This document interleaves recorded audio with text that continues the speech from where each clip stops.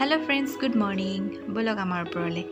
कापोर मेलिम तार पिছত आपनालोকক खूब एटा धुनिया बस्तु आमार उपरते लागि থকা देखाम दे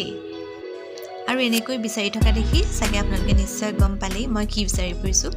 মানে সটৰ ওপৰত আৰু শাক পাচলি থাকিব আৰু শাক পাচলি আমাৰ গৃহিণী সকলৰ কাৰণে কিমান এটা ভাল বস্তু নহয় নে